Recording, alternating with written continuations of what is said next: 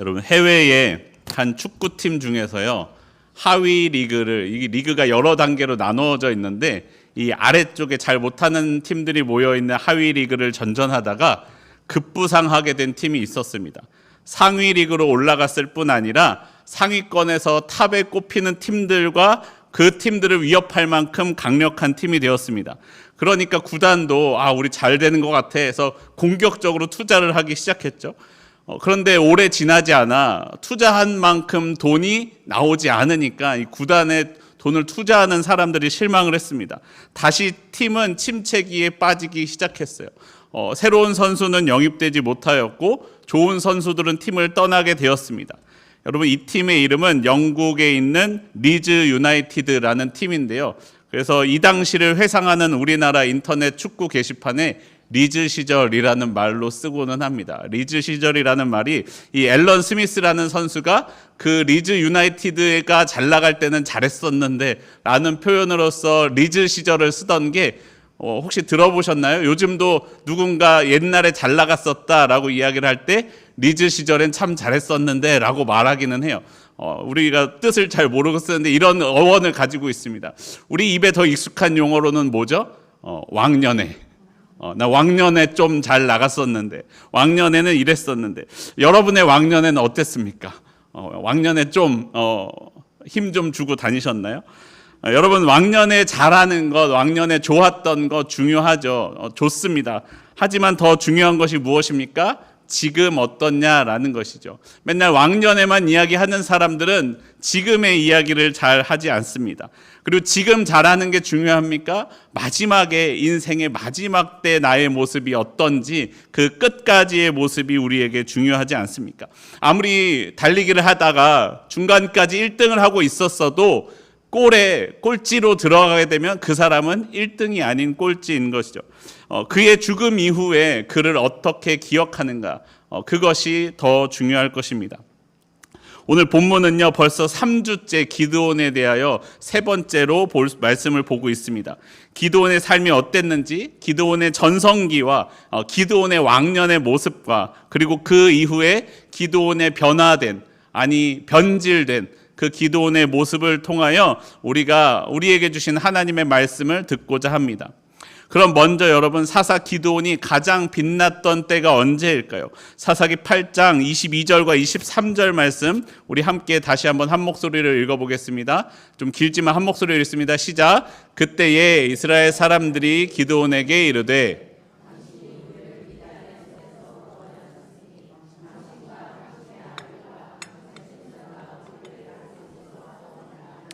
기드온이 그들에게 이르되 내가 너희를 다스리지 아니하겠고 나의 아들도 너희를 다스리지 아니할 것이요 여호와께서 너희를 다스리시리라 하니라. 아멘. 기드온이 사사가 된 뒤 미디안 사람들과의 전쟁에서 크게 승리하였습니다. 지난번 사사기 7장 말씀에서 보았던 것처럼 300명의 이스라엘 사람들과 13만 5천 명이 넘는 미디안 사람들과 싸워서 이겼습니다. 그 전쟁은 단번에 끝나지 않았고 오랜 기간에 걸쳐 적지 않은 기간 동안 계속되었던 것으로 보입니다. 그래도 결국에는 승리하였다라는 것이죠. 그러니까 사람들이 기드온에게 몰려와서 기드온으로 하여금 이스라엘의 지도자로 세우고자 합니다. 여러분, 본문을 보시면 이스라엘 사람들도 그리고 기드온도 아무도 입에 왕이라는 말을 담지는 않습니다. 그런데 아들도 섬기고 손자도 섬기는 것이 누구예요? 왕이죠. 왕인 걸 다 알지만 왕이라는 단어를 입에 올리지 않고서 기드온을 왕으로 세우고자 하였다라는 것입니다. 그래서 기드온이 우리를 다스리고 기드온의 아들이 또 그 손자가 이스라엘의 지도자가 되어 우리를 다스려 주기를 요청합니다. 이것이 왕이 아니겠습니까? 이스라엘 사람들이 기드온이 왕이 되기를 바랬던 것은 기드온이 적은 군사로서 큰 군대와 싸워서 승리했기 때문입니다. 비록 지금 한 번은 이스라엘이 미디안 사람들을 물리쳤지만 언젠가 저 미디안 사람들이 다시 세력을 모아와서 공격해 올지도 모릅니다. 또한 대적이 미디안 사람들만 있었던 것은 아니었습니다. 다른 이방 민족들도, 애굽도 있었고 메소포타미아도 있었고 다른 이방 민족들이 여전히 강대하게 주변에 남아 있었습니다. 그런데 기드온이 왕이 된다면 모든 사람들이 동원되어 싸울 필요가 없잖아요. 여러분 3만 명으로도 어려웠던 전쟁을 300명으로 이겼습니까? 이겼습니다. 그러면은 100번 나가야 될 전쟁 한 번만 나가도 나는 목숨을 유지할 수가 있는 것입니다. 안전이 보장되는 것이죠. 그런 능력이 있는 지도자가 나를 이끌어 준다면 얼마나 좋겠습니까? 이스라엘 사람들은 기드온 가운데 역사하시는 하나님을 본 것이 아니라 그가 행한 역사만을 보고서 기드온을 왕으로 추대하고 있는 것입니다. 여러분, 이러한 이야기가 신약 성경에서도 나옵니다. 바로 오병이어 사건이었죠. 예수님께서 보리떡 5개와 물고기 2마리로 사람들을 먹이셨습니다. 그러니까 사람들이 예수님을 왕으로 임금으로 세우려고 합니다. 사람들이 예수님을 임금으로 왕으로 세우려고 했던 것이 오병이어 사건을 통하여 하나님의 아들 메시아이심을 보았기 때문이었습니까? 그렇지 않다라는 것이에요. 예수님을 왕으로 세우려는 이들을 향해 예수님은 이렇게 말씀하십니다. 요한복음 6장 26절입니다. 예수께서 대답하여 이르시되 내가 진실로 진실로 너희에게 이르노니 너희가 나를 찾는 것은 표적을 본 까닭이 아니요 떡을 먹고 배부른 까닭이로다. 이 표적이라는 것이 메시아임을 나타내주는 증거죠. 그 표적을 본 것이 아니라 떡을 먹고 육신의 만족을 누렸기 때문에 너희가 나를 임금으로 왕으로 세우려고 하는구나 라는 것을 아셨다라는 거예요. 그 너머에서 역사하시는 하나님을 본 것이 아니다라는 것이죠. 그리고 오늘 본문 기드온을 왕으로 세우려는 이스라엘 사람들도 그와 같습니다. 그들도 기드온 가운데 임하신 하나님의 영, 기드온 가운데 역사하시는 하나님을 본 것이 아니었습니다. 그를 통해 맛본 적은 인원으로 거두었던 승리, 위대한 승리만을 보았고 그래서 기드온을 왕으로 세우고자 하였습니다. 여러분, 그때 기드온이 그들의 마음을 알았을까요? 몰랐을까요? 아마 알았을 것으로 보입니다. 그런 마음을 잘 알고 있었습니다. 그런데 또한 기드온은 자신의 승리가 내 능력으로 이루어진 것이 아니라 하나님 덕분에 이루어진 것임을 알았습니다. 그래서 고백하기를 자신은 이스라엘의 왕이 될 수 없고 하나님이 이스라엘의 왕이시다라고 말하고 있는 것입니다. 그래서 이렇게 고백합니다. 여호와께서 너희를 다스리시리라. 여러분, 사실 사람의 마음이 그렇잖아요. 아무리 하나님이 하셨지만 그 일에 순종하면서 행했던 나도 좀 잘한 것 같지 않습니까? 물론 제 1번은 하나님인데 나도 그래도 남들보단 좀 괜찮은 2번이 될 수 있지 않겠습니까? 아무리 하나님이 하셨어도 나니까 하나님 말씀에 이만큼 순종해서 이 정도 하지 않았습니까? 라고 말하고 싶은 것이 사람의 본질적인 마음이 아니겠습니까? 그런데 여러분, 그때 기드온은 그런 마음을 다 내려놓고 오직 하나님만 높일 줄 아는 사람이었습니다. 여러분, 이때가 기드온이 가장 빛났던 때라고 생각합니다. 여러분, 세상에서 생각하기에 당연히 그렇게 해도 되는 그때에 욕심과 마음을 다 내려놓고 겸손하게 하나님의 은혜로 돌리는 그 모습, 그것이 기드온이 영적으로 가장 빛났던 때입니다. 여러분, 창세기를 보시면요, 요셉이 나옵니다. 요셉 잘 알고 계시죠? 여러분, 요셉이 가장 빛났던 때가 언제일까요? 갖은 고생을 하면서 보디발의 집에서 온 집을 관리하게 되었을 때, 종에서 이제 좀 살만한 존재가 되었을 때 빛났을까요? 아니면 왕의 꿈을 풀어주고 총리 대신에 되었을 때 빛났을까요? 아니면 총리가 되어서 7년의 풍년과 7년의 흉년을 잘 관리하였을 때 요셉이 빛났을까요? 여러분, 요셉이 가장 빛났던 때는요, 요셉의 아버지 야곱이 죽고 나서입니다. 야곱이 죽고 나자 남은 형제들은 두려웠습니다. 아버지를 보고 참고 있던 요셉이 요셉을 종으로 팔았던 형제들에게 복수하면 어떻게 하나 하는 마음이 형제들에게 있었습니다. 그래서 아버지 야곱의 이름을 빌려 이렇게 이야기합니다. 창세기 50장 16절과 17절입니다. 요셉에게 말을 전하여 이르되 당신의 아버지가 돌아가시기 전에 명령하여 이르시기를 너희는 이같이 요셉에게 이르라 내 형들이 내게 악을 행하였을지라도 이제 바라건대 그들의 허물과 죄를 용서하라 하셨나니 당신 아버지의 하나님의 종들인 우리 죄를 이제 용서하소서 하며. 아버지가 얘기하지 않았는데 형들이 아버지가 이렇게 말씀하셨어요. 우리 용서하시래요 라고 가서 이야기하면서 형들은 요셉 앞에서 엎드려서 나는 당신의 종입니다. 차라리 종으로 삼아도 좋으니까 목숨만은 살려주십시오 라고 요셉 앞에 엎드립니다. 그러자 요셉이 형들의 말에 이렇게 대답합니다. 50장 19절부터 21절 말씀입니다. 요셉이 그들에게 이르되 두려워하지 마소서. 내가 하나님을 대신하리이까 당신들은 나를 해하려 하였으나 하나님은 그것을 선으로 바꾸사 오늘과 같이 많은 백성의 생명을 구원하게 하시려 하셨나니 당신들은 두려워하지 마소서. 내가 당신들과 당신들의 자녀를 기르리이다 하고 그들을 간곡한 말로 위로하였더라. 여러분, 요셉의 상황을 살펴보세요. 요셉이라고 형들이 어찌 밉지 않았겠습니까? 미운 것이 당연한 인간의 마음이죠. 그리고 이제 형들을 좌지우지할 수 있는 힘과 권력이 요셉에게는 있었습니다. 그리고 눈치 볼 아버지도 이제는 없습니다. 말로 할 필요도 없어요. 그냥 요셉이 인상만 팍 써도, 손짓만 딱 해도 알아서 밑에 있는 사람들이 형들의 목숨을 좌지우지할 수 있는 그런 결정을 할 수 있는 권한이 요셉에게는 있었습니다. 하지만 그때 요셉은요, 하나님의 역사하심을 이야기합니다. 요셉에게 미움이 남아있지 않았습니다. 오직 요셉의 마음에 무엇이 있었습니까? 하나님의 역사하심만이, 하나님만이 그의 마음에 남아있었다라는 것이에요. 그래서 요셉은 형들을 미워하지 않고 위로하며 형들을 용서할 수 있었습니다. 여러분, 그리스도인이 가장 빛나는 때가 언제입니까? 세상에서 가장 큰 권력과 능력과 존귀함을 받을 때, 그때가 아닙니다. 누군가 내 마음대로 내 뜻대로 좌지우지할 수 있을 때, 그때도 아닙니다.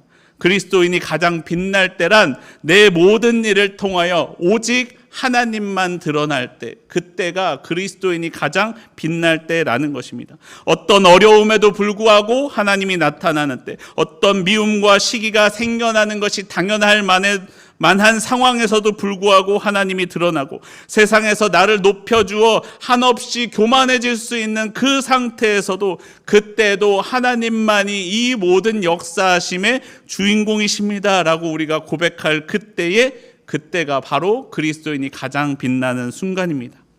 여러분, 사람들의 마음에는 당연히 그 안에는 그러한 마음이 있어요. 나를 드러내고 싶어 하죠. 자신의 뜻대로 하고 싶은 마음이 있습니다. 하나님의 역사하심을 외면하는 것은 아니지만, 그래도 기왕이면 남들보다 쟤보다는 내가 조금 더 돋보였으면, 제 뜻보다는 내 뜻이 조금 더 나타났으면 하는 마음이 우리 안에 있습니다. 여러분, 그런 마음이 생기는 게 잘못이 아니라는 거예요. 그런데 마음이 생길 그때에 우리는 예수님을 생각해야 됩니다. 세상의 모든 영광을 버리고 이 땅 가운데 오신 주님, 영광보다 하나님의 뜻을 생각하셨던 그 예수님을 생각해야 됩니다. 이 세상에서 영광을 내가 다 받으면 하나님 나라에서 받을 영광이 남아있지 않습니다. 우리에게 더 중요한 것은 이 땅에서의 영광이 아니라 영원한 나라에서 하나님과 그리고 우리 주 예수님과 함께하는 하늘의 삶이 아니겠습니까? 여러분, 이것은요, 사람이 하는 일의 사역의 높고 낮음이나 돋보이고 그렇지 않음에 나타나는 문제가 아닙니다. 내 마음의 중심에서 일어나는 문제예요. 누군가의 앞에 서 있어도 드러나는 일을 해도 겸손할 수도 있고, 누군가 감추어진 일을 하면서 안 보이는 곳에 섬기면서도 자신의 욕심과 마음이 드러날 수 있다라는 것이에요. 앞에 서서 설교하고 찬양하면서도 내 이 하는 것이 오직 하나님의 능력이 아니면 되지 않습니다라고 고백할 수도 있는 것이고요. 남들이 보이지 않는 곳에서 숨어서 저 구석진 곳을 청소하면서도 역시 나는 아무도 하지 않는 곳을 청소하니까 역시 나는 대단해. 야, 하나님도 나 같은 사람을 칭찬하시겠지 라면서 한다면 그것은 섬김이 아니라 내 욕심이 나타나는 것이고 내 마음이 드러나는 것이고 그리스도인이 빛나지 않는 순간이다라는 것이에요. 스스로 영광 받기를 원한다면 하늘의 영광은 누릴 수 없다라는 것입니다. 사랑하는 성도 여러분, 저와 여러분의 삶이 기드온처럼 그리고 요셉처럼 하늘에서 빛나는 삶이 되기를 소원합니다. 나의 모든 사역과 나의 모든 섬김을 통하여 하나님이 나타나사 세상 사람들이 나를 통해 하나님을 바라보기를 원합니다. 다니엘 12장 3절 후반절엔 이렇게 말씀합니다. 많은 사람을 옳은 대로 돌아오게 한 자는 별과 같이 영원토록 빛나리라. 나의 그 섬김을 통하여 많은 이들이 주님을 보게 한 사람, 나를 통하여 주님을 보게 한 사람, 주님께로 돌아오게 한 그 사람은 영원토록 빛날 것이다라고 말씀합니다. 그렇게 하나님의 나라에서 하나님 앞에서 빛나는 저와 여러분의 삶이 되기를 바랍니다. 여러분 이제까지 사사 기드온의 내용을 보시면요, 여기서 끝났어야 됐어요. 그렇죠. 일반적인 사사들의 패턴을 보면 여기서 기드온의 이야기가 끝났어야 됩니다. 하나님의 영이 임하셔서 미디안과 싸워서 크게 승리하였습니다. 그 후로 몇 년간 이스라엘이 평안하였다라고 해서 기드온의 이야기가 끝났어야 됩니다. 이래야 되는데 기드온의 이야기가 끝나지 않았습니다. 여러분, 제가 전에도 한번 말씀드렸는데 행복하게 오래오래 살았습니다 하고 끝나면 좋은데 그 다음에 이야기가 있다는 거예요. 몰랐으면 좋았을 텐데 오늘의 말씀으로 이어집니다. 그런데 그 이어지는 말씀들은 기드온의 그다지 좋지 않은 모습들을 보여줍니다. 기드온은 왕이 되어달라는 사람들의 요청을 거절하였습니다. 오직 하나님만이 이스라엘의 왕이심을 고백하였습니다. 그렇게 고백했는데 바로 그 뒤를 이어서 사람들에게 이렇게 요청합니다. 각자 탈취한 귀고리가 있지 않습니까? 그거 저에게 주시겠습니까? 라고 이야기합니다. 당시 요단 동편에 사는 사람들은 이러한 풍습이 있었습니다. 금으로 만든 귀고리를 남자들이 많이들 하고 다녔다고 합니다. 그러한 풍습이 있었기 때문에, 그리고 또 그러한 금장식을 자신들이 타고 다니는 낙타에도 하고 다녔기 때문에 그 금장식들을 다 달라고 하였습니다. 그 귀고리를 모아 받은 것을 다 받으니까 무게가 1700세겔이었습니다. 별로 와닿지 않으시니까 이게요, 우리 요즘 쓰는 단위로 환산하면 무게가 킬로그램으로 19.37kg이 금이 나왔습니다. 더 익숙한 돈으로 따지면 5168돈이에요. 이게 5168돈이 어느 정도냐? 오늘 네이버에서 금 시세로 환산해 봤더니요, 15억 7,985만 7,406원이에요. 15억 8천 정도 되는 돈입니다. 여러분, 근데 기드온 생각해 보세요. 300명으로 그 정도 승리를 거둔 사람이면 이 정도 상여금 받아갈 수 있잖아요. 이 정도 보너스 줄 수도 있지 않습니까? 이거 줘서 또 승리한다면 그 정도 줄 수 있죠. 그런데 문제는 무엇이냐면 기드온이 그걸 가지고 뭘 하냐라는 거예요. 사사기 8장 27절 말씀 함께 한 목소리로 읽어보겠습니다. 시작. 기드온이 그 금으로 에봇 하나를 만들어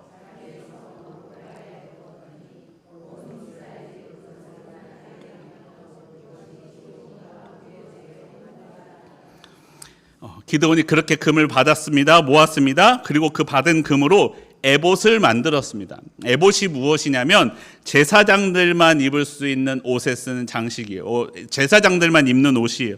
근데 여러분, 제사장은 누가 될 수 있어요? 레위 지파 사람들만 제사장이 될 수 있었죠. 기드온은 어느 지파 사람입니까? 기억이 안 나죠.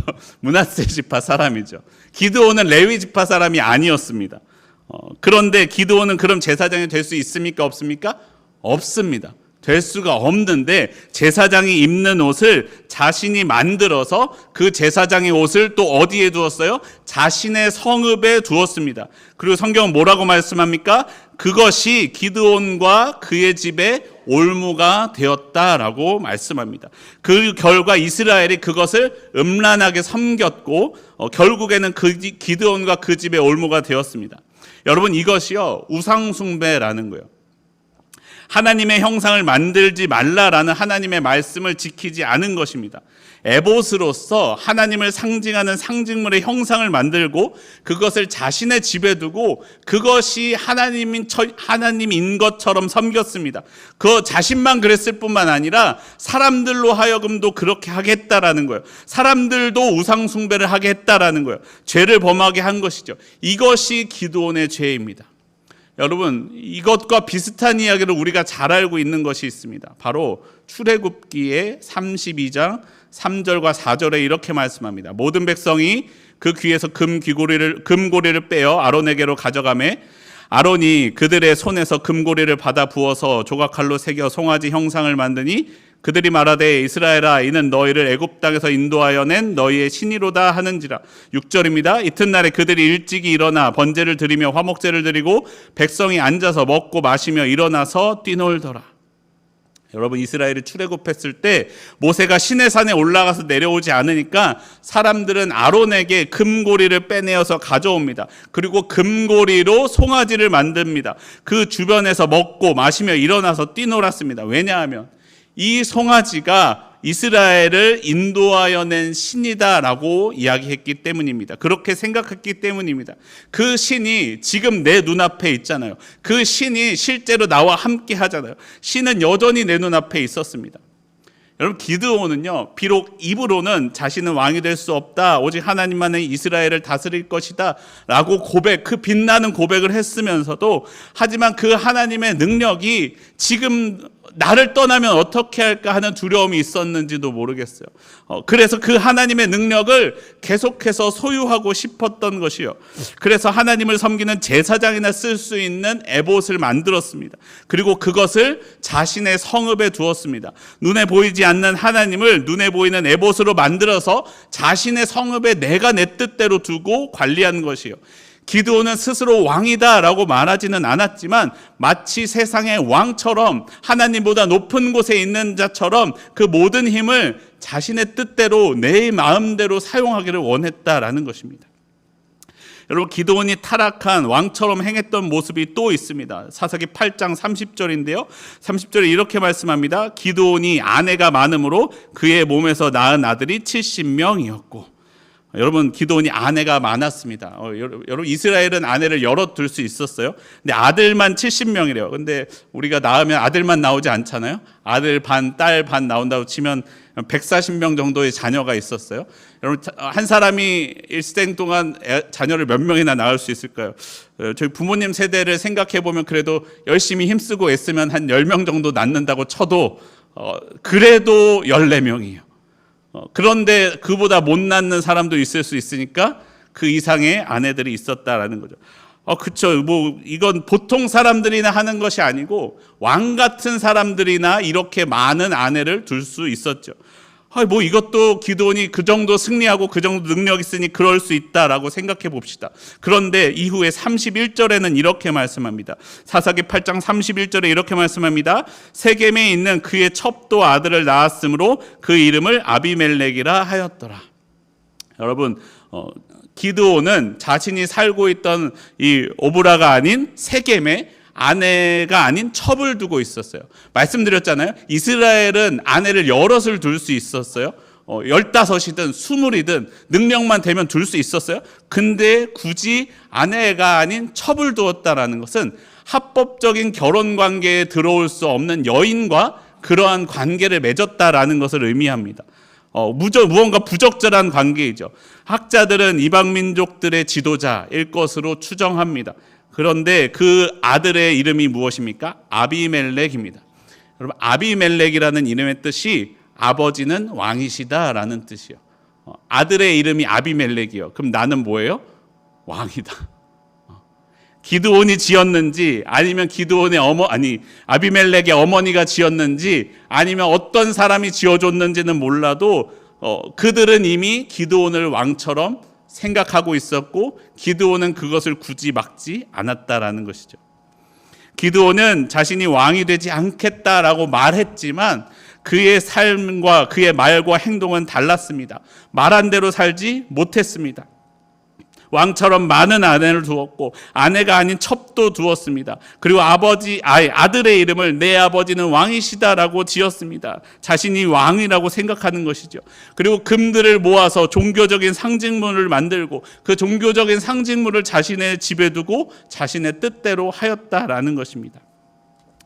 여러분, 저는요 그래도 이렇게 믿고 싶어요. 기드온이 처음부터 정말로 사악한 생각을 가지고 그렇게 에봇을 만들고 아내를 많이 두고 첩도 두었다라고는 생각하고 싶지 않아요. 처음부터 그렇게 악하지는 않았을 거예요. 이스라엘을 가족과 이웃과 민족을 지키고 싶어서 힘이 필요했을지도 모릅니다. 또 그것을 지키기 위하여 이방 민족과 혼인 관계도 맺어야 했을지도 모릅니다. 이방 민족과 결혼만 하면 다투지 않고 우리 민족을 지킬 수 있지 않습니까? 여러분, 그런데 문제는 무엇입니까? 거기에는 하나님이 없습니다. 하나님이 없다라는 거예요. 기드온은 자신이 300명으로 수만의 군대를 물리친 것이 그 승리의 비결이 임하신 하나님의 영 때문임을 잊었습니다. 하나님의 힘과 능력이었음을 잊고 자신의 힘과 자신의 능력과 자신이 할 수 있는 것으로 그것을 지키려고 하였습니다. 심지어는 하나님의 능력조차도 자신의 뜻대로 자신의 생각대로 다루고자 하였다라는 것입니다.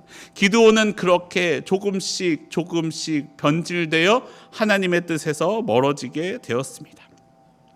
사랑하는 성도 여러분, 우리의 삶의 끝이 언제 납니까? 바로 하나님 앞에 갔을 때라는 거예요.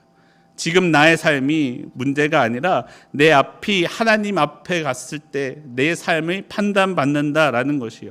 아무리 최정상을 달렸던 삶이라도 죽을 때 초라하게 죽는 사람들이 있습니다. 사는 동안에는 크게 주목받지 못했던 사람이라도 이후에 사람들로부터 오랫동안 회자되며 추앙받는 삶이 있습니다.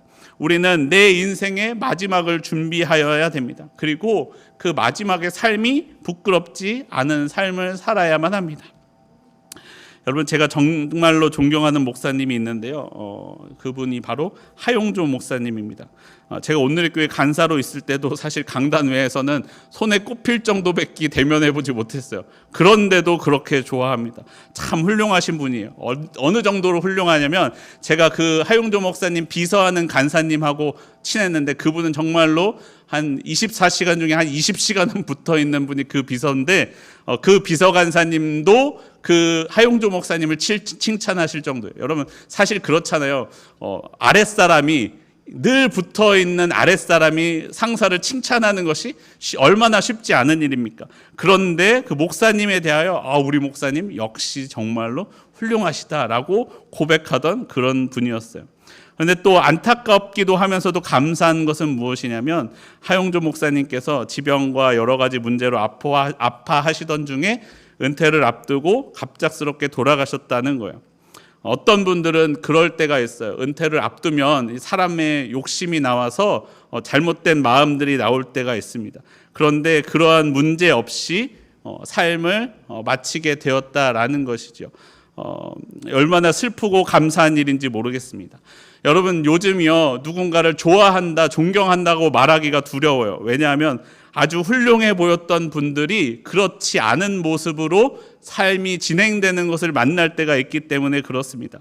여기에는요, 여러분, 목회자이건 평신도이건 상관없습니다. 어떠한 장로님도 그렇고 어떠한 목사님도 그렇고 누구나 다 그런 모습들이 나타난다라는 거예요. 돈 문제도 있고 의성 문제도 있고 권력 문제도 있고 이런 것들로 다투면서 이 자신의 욕심들이 나옵니다. 그 일을 위해서라면은 불법적인 일도 개의치 않습니다. 이 모든 것이 나의 힘과 능력으로 이루어진 것처럼 행동합니다. 그분들을 보면 정말로 하나님이 계시다고 믿으면 저럴 수 있을까 할 정도의 모습이 나올 때가 있어요. 여러분, 그럴 때요, 저는요, 제 모습을 돌아보게 돼요. 제가 두려워져요. 내가 죽을 때 과연 나는 지금 목사인데 지금은 하나님을 믿는다라고 말하면서 하나님이 말씀을 전했으면서 나는 그러한 불법적인 일을 할 힘도 없고 능력도 없고 권력도 없어서 안 하고 있지만 나도 혹시나 그때가 되었을 때 그런 문제가 없을 수 있을까? 나를 반성하게 된다라는 거예요. 근데 진짜 인생의 문제는 뭐예요? 아직 죽지 않았다라는 거예요. 그냥 지금 죽었으면 지금에서 판단받고 끝났을 텐데 제가 얼마나 살아서 얼마나 제 추한 꼴을 보이지는 않을지 걱정이 된다라는 것입니다. 여러분, 여러분의 삶은 어떻습니까? 사랑하는 성도 여러분, 우리의 삶은요, 이 세상의 삶이 끝난 죽음 이후에 하나님 앞에 갔을 때 나의 삶이 판단받습니다. 여러분, 그때 세상 사람들에게 회자될 때, 그리고 하나님 앞에 섰을 때 나의 삶이 부끄럽지 않은 삶이 되기를 바랍니다. 여러분, 그가 왕년에 어떤 삶을 살았는지, 리즈 시절이 어땠는지 중요하지 않습니다. 하나님 앞에 가는 그 마지막 그 날에 그때의 나의 마음이 어떻고 그때의 그의 삶이 어떻고 그때 그 모습으로 하나님 앞에 판단받는다라는 거예요. 우리가 지금은 이렇게 예배의 자리에 나와서 하나님 말씀 듣고 있지만, 말씀 앞에 서 있지만, 여러분, 우리가 이 모습을 하나님 앞에 가는 그 순간까지도 놓지 않고 지켜야만 한다라는 것입니다. 여러분, 심지어는 사도 바울도 늘 두려워하면서 이렇게 말씀합니다. 고린도전서 9장 27절입니다. 내가 내 몸을 쳐 복종하게 함은 내가 남에게 전파한 후에 자신이 도리어 버림을 당할까 두려워함이로다. 여러분, 하나님의 영을 받아 300명이라는 숫자로 수만이 넘는 적을 무찔렀던 기드온도 그의 입으로는 겸손하게 오직 하나님이 이 역사하심의 주관자입니다, 하나님이 왕이십니다 고백했던, 그야말로 반짝반짝 빛났던 기드온의 삶이었습니다. 하지만 작은 잘못으로부터 시작되어서 그의 삶이 변질되고 말았습니다. 그의 삶이 무너졌고 그의 삶에 어둠의 그림자가 드리워지고 말았습니다. 여러분, 오늘 내 삶에 하나님의 영의 눈을 크게 뜨고 내 삶을 돌아보기를 원합니다. 하나님의 말씀으로 내 삶을 비추어 보시기를 바랍니다. 하나님, 내게 작은 것 하나라도 내 힘만으로 내 능력으로 되었다고 고백하지 않게 하여 주시옵소서. 내 삶의 모든 것이 하나님의 은혜임을, 하나님의 역사하심을 고백하게 하여 주시옵소서. 나를 통하여 하나님이 나타남으로, 나를 통하여 하나님이 전파됨으로 내가 이 땅에서가 아니라 하나님 나라에서 빛나는 삶이 되게 하여 주시옵소서. 결단하며 우리의 삶을 나아가는 저와 여러분의 삶이 되기를 소원합니다.